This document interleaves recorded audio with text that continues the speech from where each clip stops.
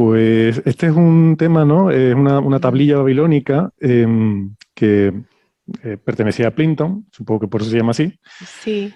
y que la comentamos en el episodio 127, pero ahora parece que hay novedades, ¿no? Sobre la información que hay en esta tablilla, que puede ser una de las primeras representaciones de la historia de conocimientos geométricos, ¿no? Así es, en cuanto a conocimientos geométricos y matemáticas, me vais a tener que ayudar vosotros, ¿eh? Pero quería comentar esto porque acaba de salir un artículo ahora, este mes de agosto, de un profesor de una universidad de Australia. Ujú. Se llama Daniel Mansfield, creo. Entonces, la tablilla Plimpton es Plimpton 322, se llama Plimpton porque la compró un señor a principios del siglo XX, la compró, pues, no se sabe de qué manera, quizás en el mercado negro de antigüedades, pero él la donó al museo en el que está actualmente. ¿Qué museo es? No es el británico, espera, que lo tengo aquí apuntado. Ah, Pero se llama Plinton 322, o sea que hay otras 321 anteriores. No, son objetos que este hombre era un coleccionista, son objetos que él donó al museo, pero es que no recuerdo, no sé qué museo es ahora mismo. Columbia, o sea, Vale. Columbia, en Estados Unidos. La donó él en 1936. Mira, una fecha que era para acordarse. Es que tengo siempre un problema con las fechas. Entonces se llama así porque es el número en el catálogo de objetos que este hombre donó al museo. Y hablamos una vez aquí con Francis, o yo creo que lo grabé y no estaba, porque la Plimpton tiene 15 columnas y 4 filas, si no me equivoco, pero está rota en la parte izquierda, entonces, que es parte de una lista más grande. Y se trata precisamente eso, de una lista de ternas pitagóricas, que siempre se dice, es el teorema de Pitágoras 2000 años antes, pero es que no es una fórmula, no es un teorema, sino que es una lista de las operaciones que funcionan, por así decirlo. ¿Por Ujú. qué? El sistema, esto sí que hablamos de ello, el sistema numérico babilonio es, bueno, y sumerio, sexagesimal, es de base 60. Y para lo que la tablilla te explica es cómo calcular triángulos, pero no los ángulos, sino los lados de los rectángulos. Y esto lo podéis explicar vosotros mejor. El triángulo tiene que ser de lados 3 y 4 y luego la diagonal 5. El problema es el 5, nada de rimas que estáis pensando, porque es difícil con este sistema de base 60 pues trabajar con números primos mayores de 5. Entonces la Plimpton es una lista de esas ternas que sí funcionan. Y tradicionalmente se había considerado como un ejercicio escolar, o sea, como un manual para aprendérselo, porque es una lista de las operaciones que funcionan.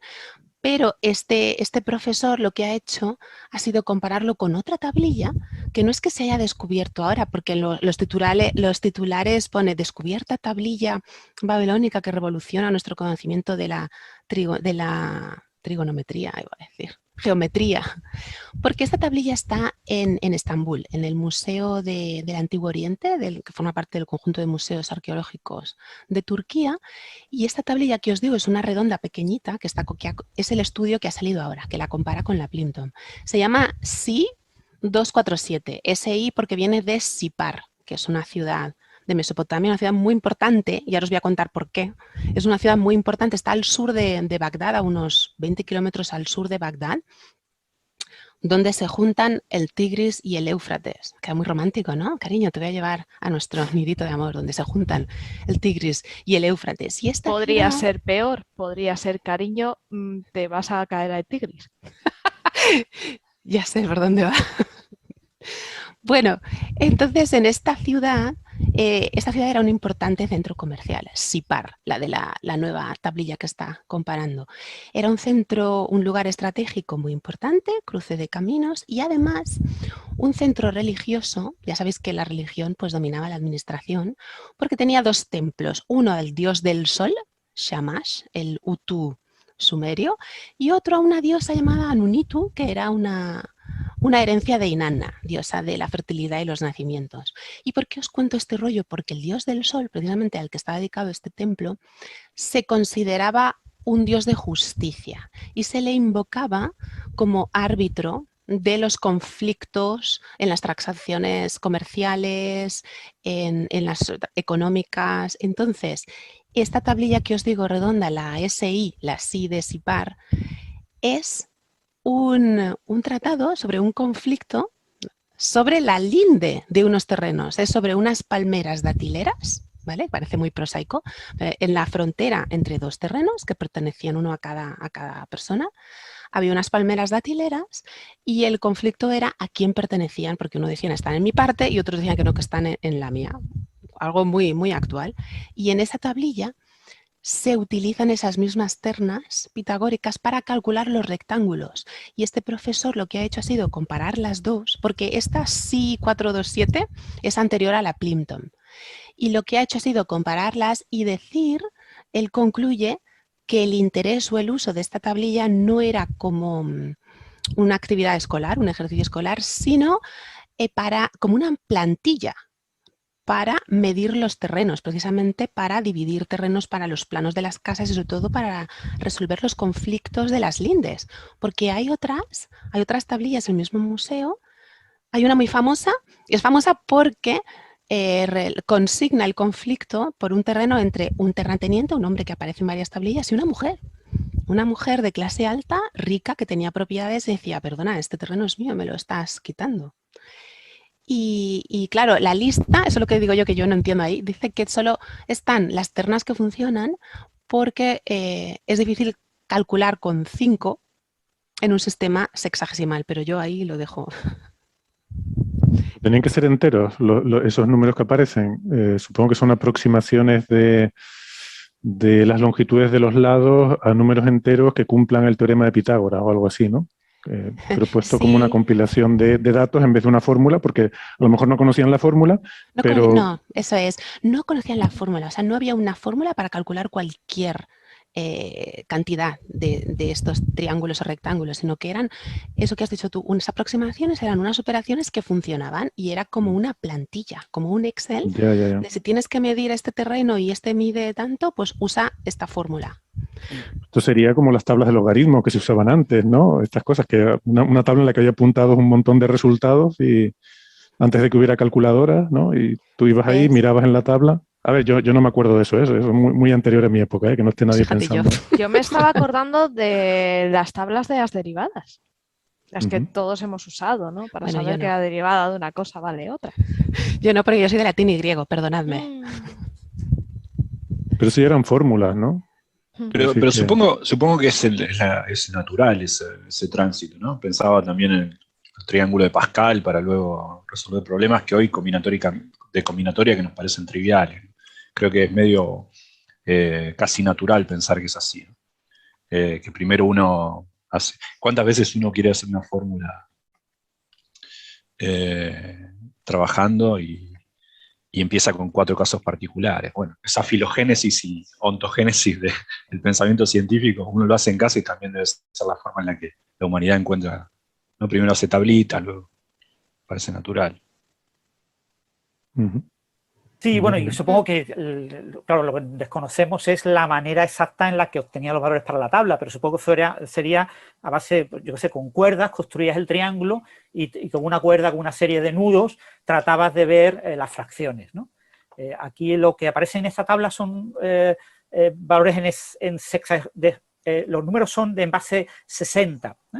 Y tienen hasta 3 dígitos. Entonces tú tienes un dígito entre 0 y 59, y los dígitos se escribían con un símbolo para el 10 y un símbolo para el 1. Entonces el número 13 era el símbolo 10, 1, 1, 1. Y el símbolo 55, pues eran 5 símbolos 10 y 5 símbolos 1, ¿no? Entonces, claro, eso dificulta mucho la escritura de los números. Entonces se ponían los números en notación posicional, como la notación moderna, actual, base 10. Tú tenías 3 números, un primer número en base 60, un segundo número y un tercer número.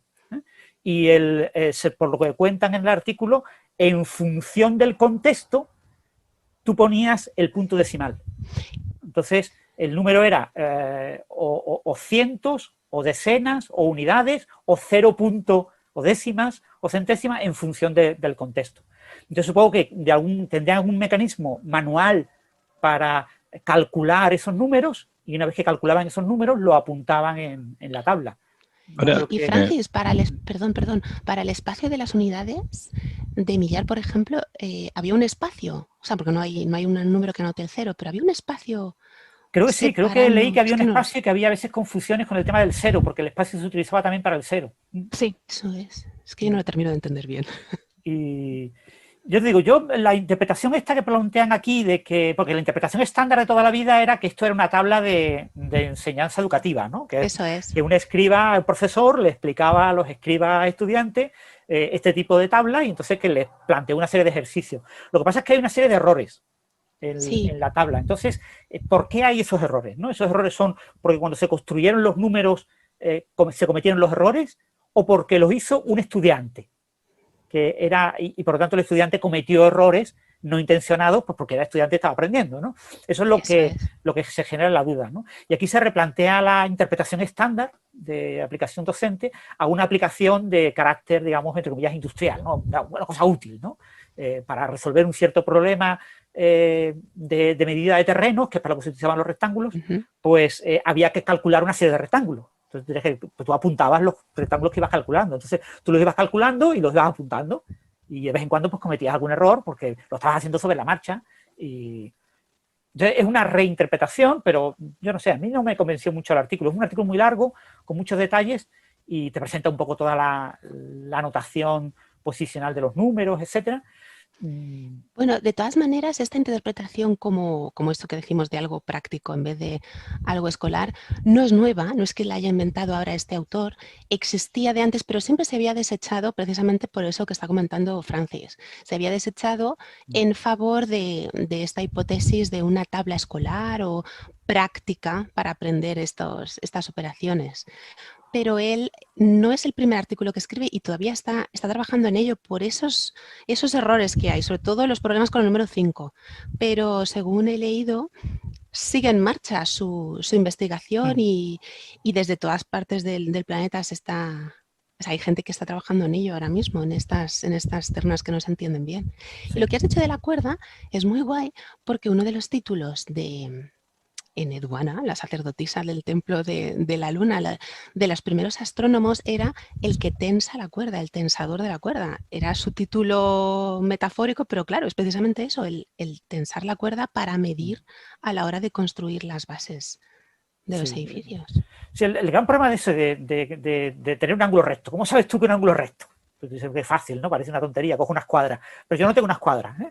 Tengo un palo y cuerdas en las que puedo colocar, ¿no? Entonces hay una cierta duda. Claro, un ángulo recto más o menos 90 grados, pues no pasa nada si están midiendo una cosa de 1 metro cuadrado. Pero si están midiendo una cosa de kilómetros, pues un error de 1 grado te genera una diferencia enorme de terreno, ¿no? Entonces tienes que buscar un mecanismo más o menos de cálculo lo más exacto posible de cuántas unidades de cierta cosa debes de poner en un sentido y en otro, porque construir un triángulo con cuerdas es muy fácil. Y entonces tienes que contar exactamente cuántos elementos hay en la cuerda y hacer que se ajuste todo bien, ¿no? Y eso es para lo que servían este tipo de tablas. Para una utilidad, ¿no? Tener tablas de ternas pitagóricas es la utilidad natural en agrimensura. Pero bueno, que se usara en concreto esta tabla es lo que no se sabe. Si tuviéramos 7 u 8 tablas de estas, pues no habría ningún problema, pero solo tenemos una. Claro, ahí está. Bueno, pero yo creo que lo relevante es que esto lo que nos da información es que ya en aquella época, que no sé de qué época es esta tablilla, pero estamos hablando de sumerios, tenían ese conocimiento de geometría que es interesante, ¿no?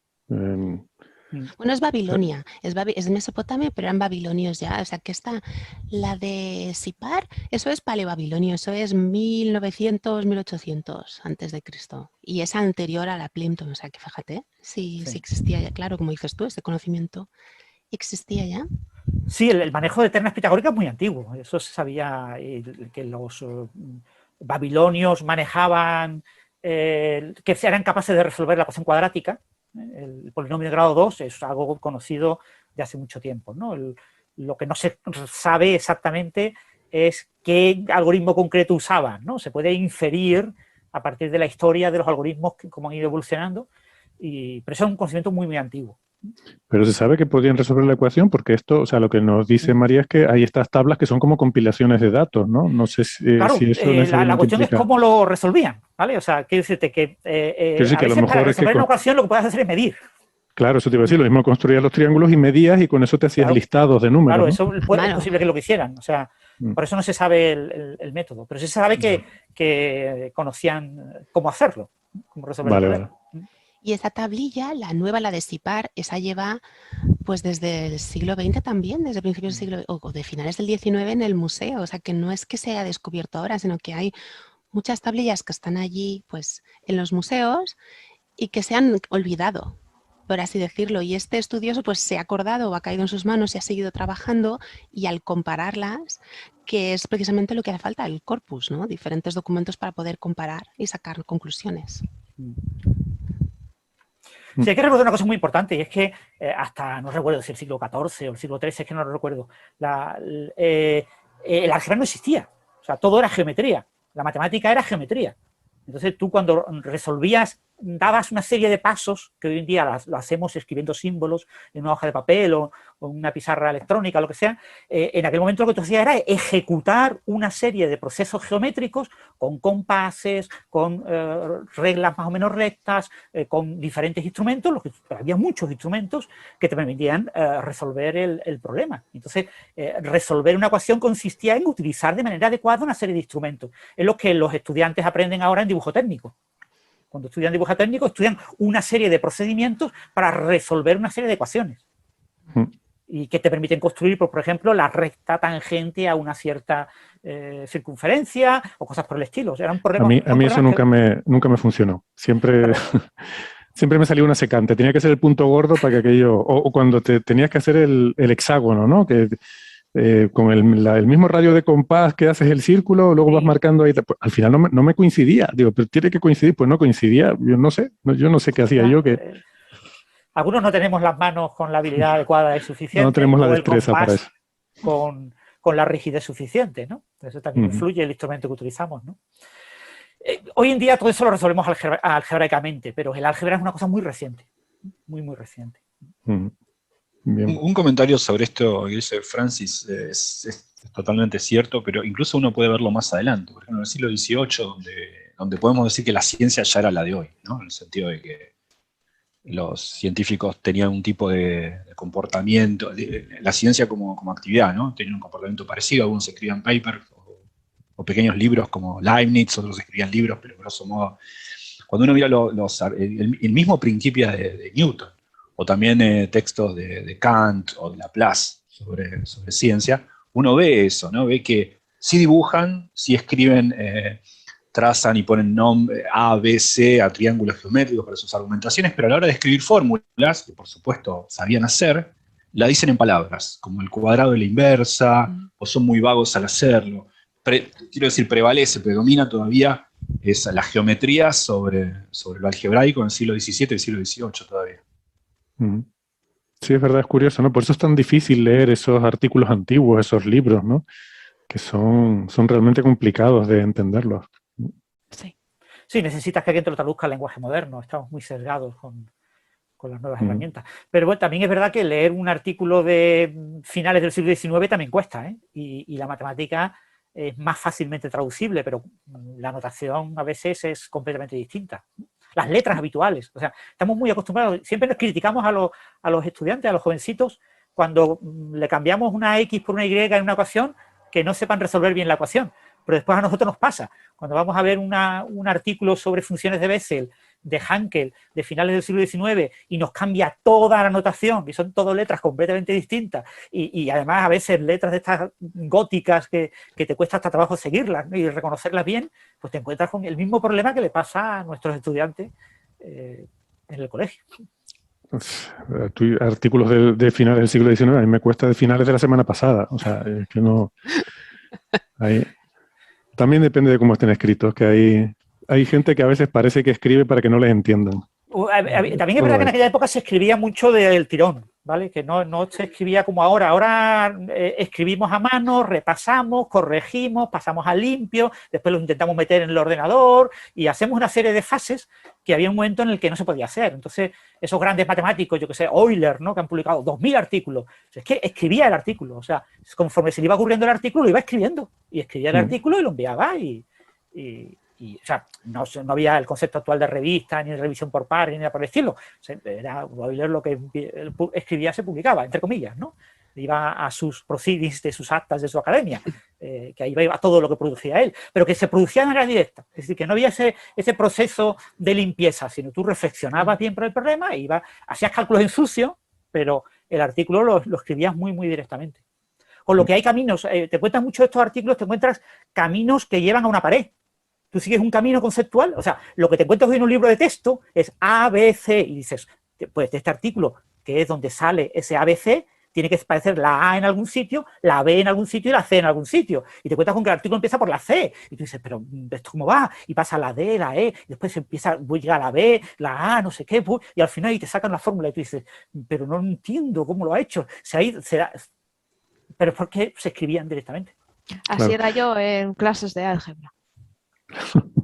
Hoy en día trabajamos eso mucho más. Es que hoy en día tú te pones a escribir en el ordenador, si quieres cambiar una frase, le das para atrás, borras y escribes otra, ¿no? Pero si tuvieras que estar con el tintero en la mano, la pluma en la otra, el paquete de papel te costara el sueldo de medio mes y tuvieras tal, tú estás escribiendo allí y no vas a cambiar nada, vamos, o sea, como lo escribes, queda. No voy a hablar por ustedes. Yo he escrito máquina de escribir. ¿Cuántas veces? No, está la mitad de la página.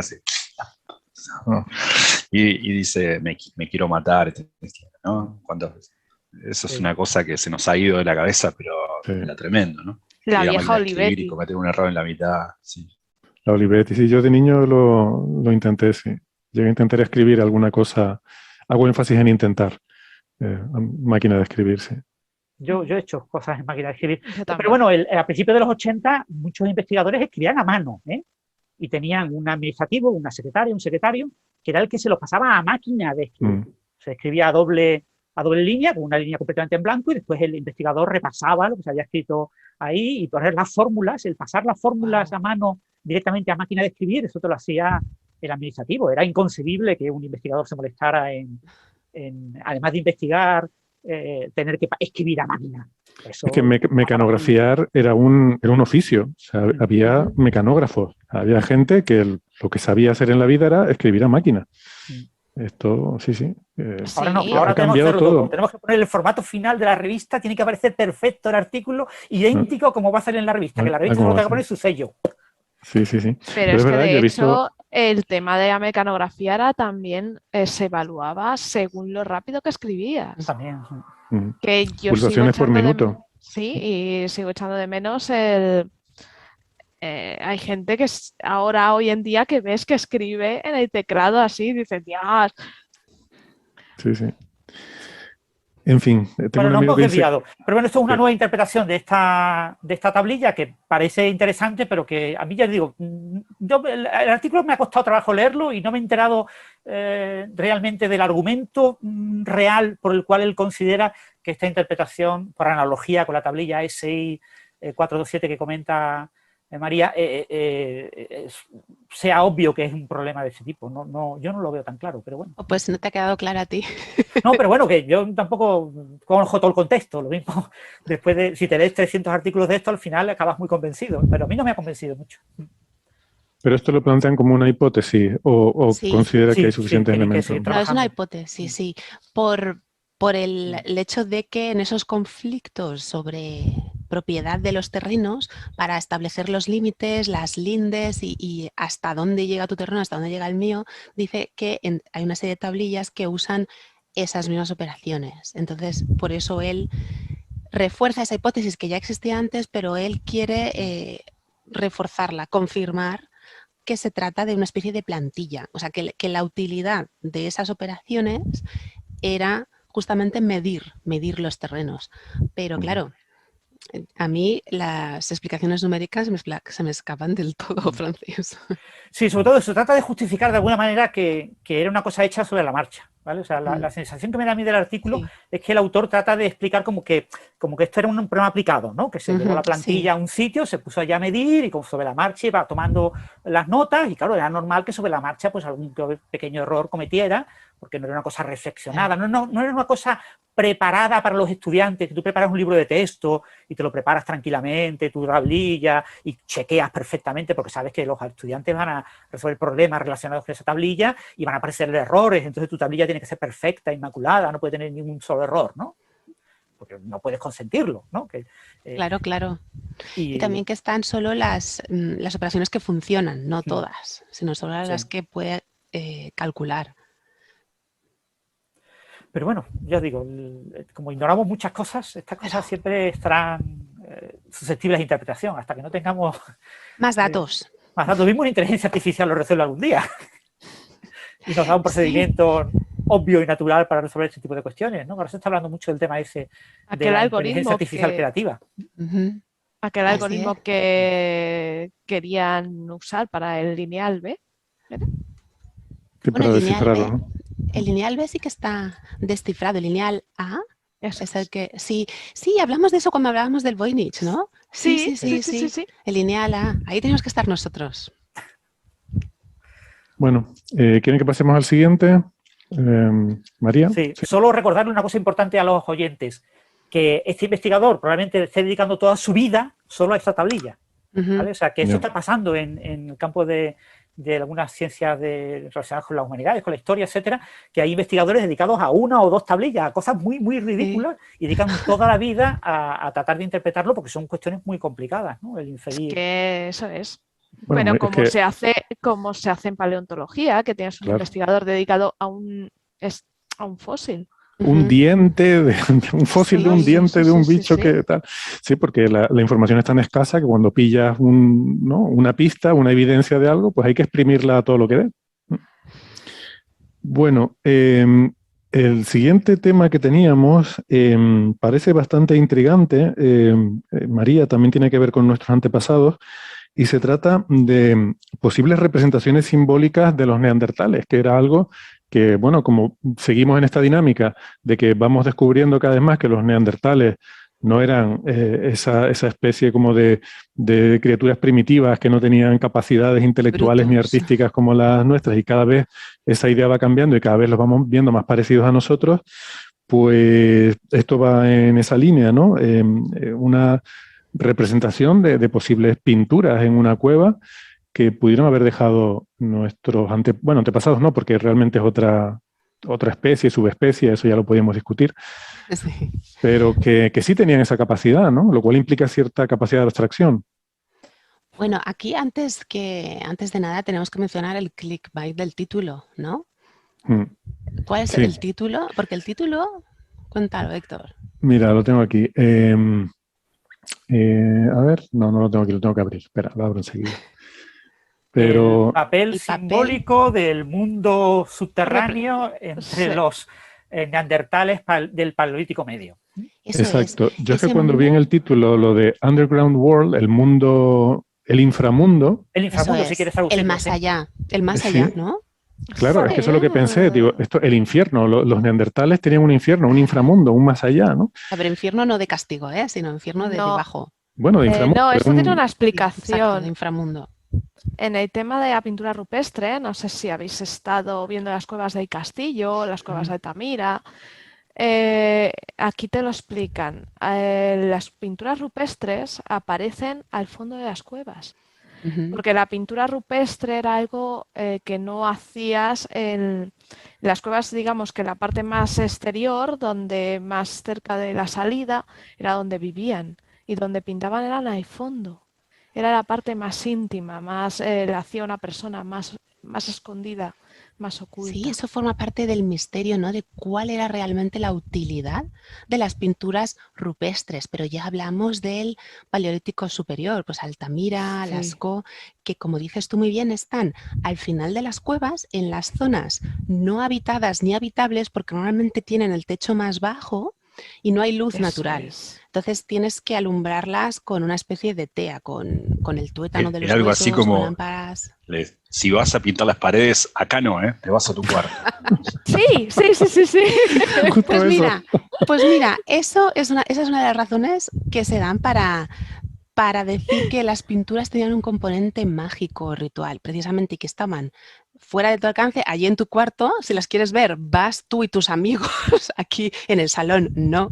Porque además, cuando las iluminas con una antorcha, como Altamira o sobre todo esta cueva, ¿cómo se llama? Chauvet, que hay un rinoceronte que tiene 6 cuernos. Entonces, tú lo ves y dices esto, pero si lo alumbras con el fuego, parece que se mueve, como cuando éramos Sí. pequeños y pintábamos un dibujito en la esquina de una libreta, que luego lo movías y se iba y parecía cine, parecía una película, ¿no? Pues esa es una de las hipótesis que explican estas pinturas. Representación ritual mágica que está fuera del alcance, en la zona de difícil acceso, que no es la que ves cada día. Sin embargo, ya las pinturas levantinas, que ya son más modernas que las que tenemos aquí en mi tierra, que son del Neolítico, esas sí que suelen estar en los abrigos, como en la parte exterior, pero son abstractas, son esquemáticas, no es esta belleza naturalista de Altamira o Lascaux. Pero esto que habla aquí, bueno, primero dice eso de la representación del más allá. Y eso es clickbait mortal, porque lo ves y dices, me van a explicar, me van a enseñar una representación de la otra vida de los neandertales, ¿no? Pero en realidad yo creo que eso se refiere, lo hablamos antes Héctor y yo, que eso se refiere a que el pensamiento simbólico precisamente se refiere a hablar de cosas que no existen y que no están aquí y que no puedes ver. Y el arte rupestre desde siempre se ha atribuido al hombre moderno, a nosotros. Como Altamira, eso ya es... Altamira es... A ver, que no me equivoque, 18.000 antes de Cristo, Paleolítico superior, ¿vale? Y eso del pensamiento simbólico también es otra de las cosas que nos hace distinguir entre humanos y animales, el lenguaje. Cuando hablamos del lenguaje, siempre hablamos del lenguaje, es la capacidad de los seres humanos para comunicarse. Los animales no tienen lenguaje, porque no es humano, los animales tienen un sistema de comunicación. El lenguaje, entre otras cosas, aparte de la abstracción, nos da la capacidad de prevaricación. Es decir, podemos hablar de cosas que no están aquí, que no existen. Y siempre en clase de lingüística siempre ponemos el ejemplo de las abejas. Sabéis que las abejas hacen un bailecito y le enseñan a las otras abejas dónde está la flor con polen. O sea, estamos hablando de una cosa que no está aquí ahora, tú no la has visto, pero yo sí. Sin embargo, la abeja no puede hablar de un polen abstracto que esté en la luna. Eso es el pensamiento simbólico. Y yo creo que con este título nos quiere dar a entender eso, que realizan pinturas, imágenes, grabados con un significado abstracto. Y de lo que habla es de la datación, ¿verdad? De estos minerales, uranio y torio, ¿se llama? ¿Turio? No sé cómo se llama, Francis. Torio. Uranio, torio. Y eso data los pigmentos y los ha datado en pues 60.000 años, ¿no? 60.000 años en la cueva está en Los Ardales, en Málaga. Y esa cueva tiene una sala que se llama la Sala de las Estrellas, que es porque tiene calcita. Entonces las estalactitas cuando entras brillan y parece que tienen muchos puntitos como piedras preciosas. Y en una de esas estalactitas, bueno, en varias de esas lo llaman cortinaje de estalactitas, hay unas pinturas, pero no son objetos realistas. Es un poco como el castillo que mencionaba antes Sara, esos tectiformes o esos puntos y líneas que no están hechos al azar. Eso es. De lo que habla aquí en este paper es de una especie de círculo de color central y unos rayos o puntitos que se van alejando y van disminuyendo y se han hecho con... como hacía Pollock, así, splatter. ¿Cómo se llama esto? Salpicando. No, digamos que al igual que la cueva del castillo, los círculos y las manos que hay se hacen soplando. Con un tubo, ¿no? Sí. Tú ponías la pintura en una plataforma y con una especie de tubito ibas soplando. Entonces soplabas y dejabas el pigmento en la roca. Eso es, como las manos impresas en positivo y en negativo. En negativo, eso es. Y aquí habla de la datación, eso de 60.000 años, que es época neandertal, que es época no sapiens, y al ser una pintura creada de manera, ¿no, Sara? De manera intencionada, porque lo que Eso demuestra es. este artículo es que no ha sido un óxido que haya caído ahí. Eso me No, recuerda. Dime. el hematite, la piedra que se ha usado, la hematita no se encuentra en la cueva. Se ha buscado y no es. Ah, O sea, se ha traído ese pigmento ahí. o sea Es que de ocre. ninguna manera podía haber caído ahí. No, son Mm. ocres traídos de fuera. Y tampoco se puede, como decías tú antes, que las pinturas están allá al fondo, tampoco son imágenes que haya podido dejar alguien con pintura corporal pasando por un pasillo, porque la pintura corporal, o sea, nosotros siempre decimos, las primeras manifestaciones artísticas que conocemos son las pinturas rupestres y las Venus paleolíticas, la Sí, Venus de Willendorf, esta señora grande. Grande. Y claro, decimos, Tallas especiales. eso, son las primeras manifestaciones artísticas que conocemos, o sea, que conservamos, porque, por ejemplo, la pintura corporal, la música, el baile, eso no lo podemos conservar. eso es. Y la gente que estuviera pintada, ese artículo también contempla la posibilidad. Pueden ser manchas del pigmento corporal, que pasando por entre la cueva, por esos pasadizos estrechos hasta llegar al final, como decía Sara, las zonas no habitadas, ha dejado marcas en las paredes, pero no, porque hay un diseño, se repite en diferentes estalactitas, entonces parece completamente intencionado. Es Sí, un diseño creado, como eso que me recuerda, esos huesos incisos con líneas en zigzag de eso época es. neandertal. Eso está en Alemania. Hay en Alemania y en Francia. Son huesos que tienen un patrón, unas líneas paralelas, algunas formando zigzag, otras diagonales. Entonces es evidente que eso tenía una intencionalidad y por eso se habla del primer pensamiento simbólico, que es una intencionalidad pues decorativa, mística, algo que representa otra cosa distinta de la imagen que vemos. Y claro, se va, como decía Héctor antes, vamos cambiando nuestra idea, vamos retrasando, ¿no?, cada vez la aparición del arte. Eso es. Y cada vez Además, somos menos especiales, que Ya. al final es lo eso que pasa es. siempre en ciencia. Y luego el tema de que no sea un roce corpóreo es que la cavidad esta, donde se encuentra esta cortina de estalactitas, con forma, porque la estalactita puede ser con diversas formas y la forma de cortina es cuando cae, es como una tela, hace forma Ujú. como de tela, ¿no? Es así anchota Sí. y, y en este caso hace pliegues, entonces está muy alto como para que un humano Ah. rozando se dé, y aparte en los pliegues, en las zonas profundas, si tú Mm. hubieras rozado de casualidad, no llegaría a la pintura. Ajá. Entonces se ve que Mm. al soplar que se sopló, porque entró en esas cavidades. Es súper, Claro. es interesante también por eso, por... Que no hay manera de que sea un accidente, No, que alguien lo tuvo que hacer. Como las focas leonadas de Nerja, eso también está en Málaga. Las cuevas de Nerja, sí, hay dos estalactitas ahí al final de la cueva que representa, el dibujo de dos focas leonadas, son como dos focas con líneas de tigre y también tienen pues 40.000 años o así, sí, todo por Málaga, ¿eh? Sí, no, aquí nosotros reivindicamos que tenemos el arte neandertal más antiguo de Europa. eso es. Y lo que pasa es que en otros lugares de España pues nos quieren quitar siempre el puesto y siempre poner el... Claro, este tipo de representación ha sido muy dudosa de siempre, ¿vale? Esta interpretación de que estas manchas que podían tener un origen natural, ¿no? Entonces es difícil descartar ese origen natural.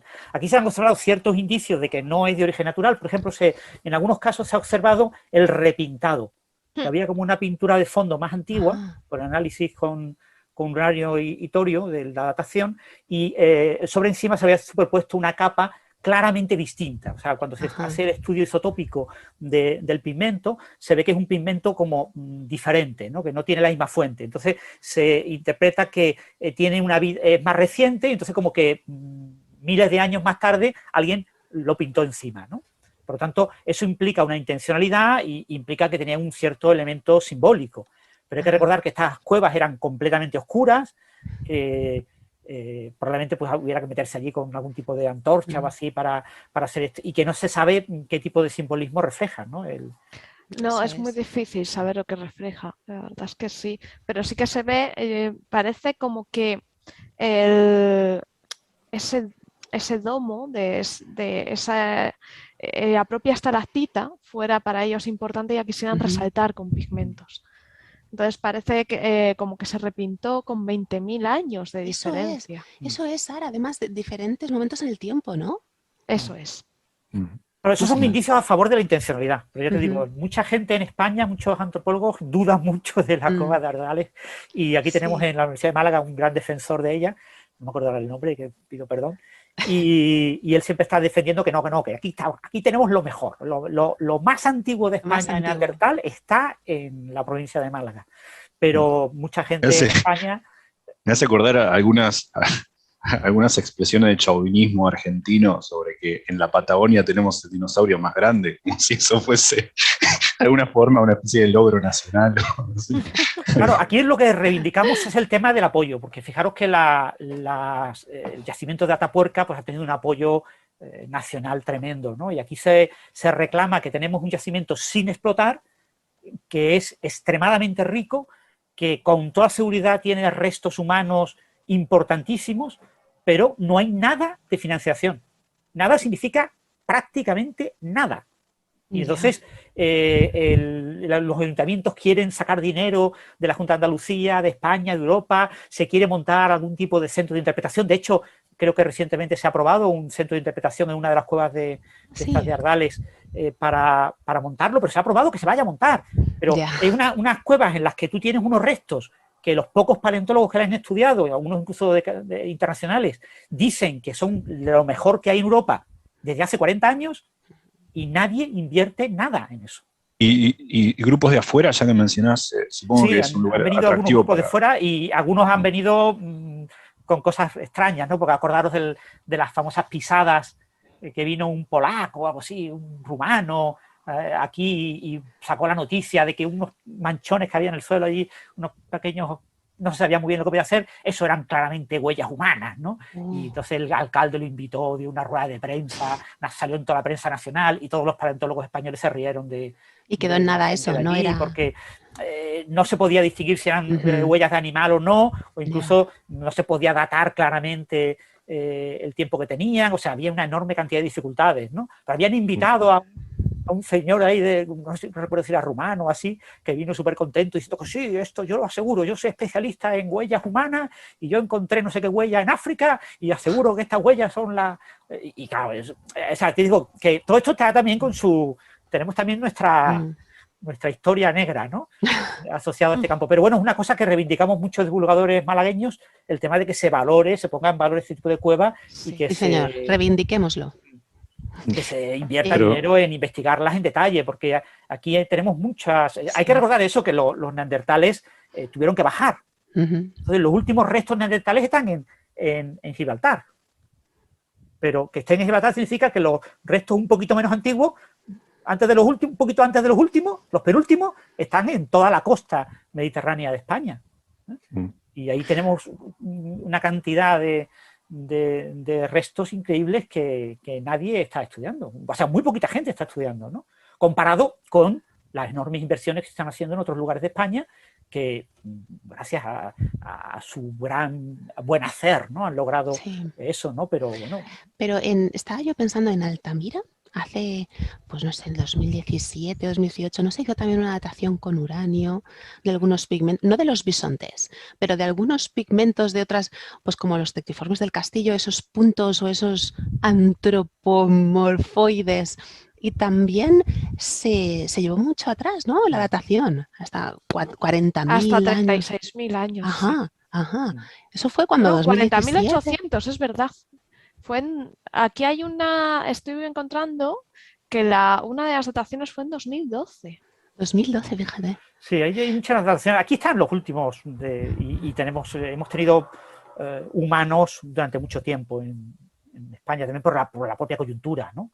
Tanto si entraron por el Magreb, cruzando el estrecho, como si entraron por el oriente y se encontraron con una Europa terrible y con un clima extremo, con glaciaciones, etcétera, y tuvieron que bajar hacia abajo. Y cuando bajas hacia abajo, pues ya estás en medio de Europa, pues lo más natural es bajar por Italia o bajar por España, no tienes otras opciones. Sí, de toda la vida. Y el problema de viajar por Italia es que el salto a África es mucho más grande. Así es. Bueno, pero yo no sé, yo estoy hablando sin tener ni idea, que de estos temas que todo el mundo sepa que es como todo. Yo no soy Alberto Aparici, que le encanta este tipo de temas de antropología, pero yo creo que en Coffee Break llegamos a hablar de esto, al menos de la cueva de los Casares también hemos hablado. Estas son noticias más o menos continuas. Porque, sí, siempre hay algo nuevo, pero sobre estudios ya existentes, sí. Pero que estoy de acuerdo con el comentario de Gastón, ¿no? Que hay un cierto chauvinismo también, incluso nacionalismo con las cosas que hay, y no solo, en fin, yacimientos de interés científico, sino cualquier cosa, pues en sitios donde hay una montaña muy grande, pues el orgullo de la tierra es la montaña muy grande, como si lo hubiera construido uno, ¿no? Como si hubiera hecho la gente que vive allí. No sé. Bueno,